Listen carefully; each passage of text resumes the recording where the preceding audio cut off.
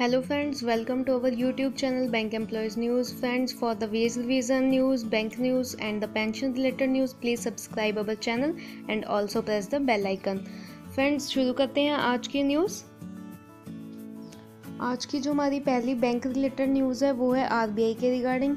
आपको पता ही है कि आरबीआई ने जो बैंक्स हैं उनके जो सीईओ हैं उनकी मैक्सिमम एज को 70 रखा है, 70 ईयर्स रखा है। बट जो बैंक्स हैं वो भी कंपनीज एक्ट के अंडर रजिस्टर्ड होते हैं, तो कंपनीज एक्ट के अंदर रूल है कि जो सीईओ की एज है वो 70 ईयर से ज़्यादा भी हो सकती है। लेकिन जो आरबीआई ने अभी अभी एक रूल बनाया है उसके अंडर उन्होंने रखा है कि जो बैंक्स के सीईओ हैं उनकी एज मैक्सिमम 70 ही हो सकती है।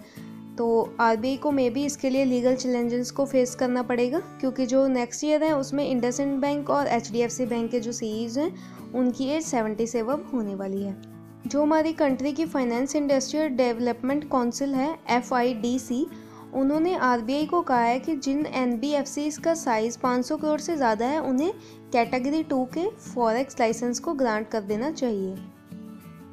हमारी नेक्स्ट न्यूज़ है वो भी विजया बैंक, देना बैंक और बैंक ऑफ बड़ौदा के मर्जर के रिगार्डिंग है। आपको पता ही है कि उनका मर्जर हो चुका है 1 अप्रैल से। वो सारे as a bank of Baroda काम कर रहे हैं, लेकिन विजया बैंक और जो देना बैंक है उनके ATMs और जो उनकी ब्रांचेज हैं उन पे अभी उन्हीं के नाम के बोर्ड्स लगे हुए हैं, बट वो वर्क करेंगे बैंक ऑफ बड़ौदा के नाम पे ही। और जो बैंक ऑफ बड़ौदा के जनरल मैनेजर हैं राजेश मल्होत्रा, उन्होंने कहा है कि 1-2 साल तक अभी किसी भी ATMs वगैरह या ब्रांचेस को क्लोज नहीं किया जाएगा और ना ही उनको रिडंडेंट माना जाएगा, वो ऐसे ही वर्क करेंगे। SBI के रिटेल और डिजिटल बैंकिंग के MD प्रवीण कुमार गुप्ता ने कहा है कि वो जो उनका रियल एस्टेट पोर्टफोलियो है उसमें अगले साल तक 15% ग्रोथ करेंगे और जो उनकी रिटेल बैंकिंग है उसमें वो 12 से 14% की ग्रोथ की उम्मीद कर रहे हैं। फ्रेंड्स, कल हमने आपको बताया था कि लक्ष्मी विलास बैंक और इंडिया बुल्स हाउसिंग के मर्जर के बारे में, लेकिन आरबीआई ने कहा है कि उसको अभी इसके बारे में कुछ नहीं पता है। आरबीआई ने कहा है कि उसने अभी कोई भी अप्रूवल नहीं दिया है इन दोनों के मर्जर के बारे में। आरबीआई ने कहा है कि वो जब उनके पास इनका प्रपोजल आएगा लक्ष्मी विलास बैंक और इंडिया बुल्स हाउसिंग का, फिर वो उस पर according to regulatory guidelines check करेगा और फिर उसके मर्जर के बारे में कुछ कहेगा।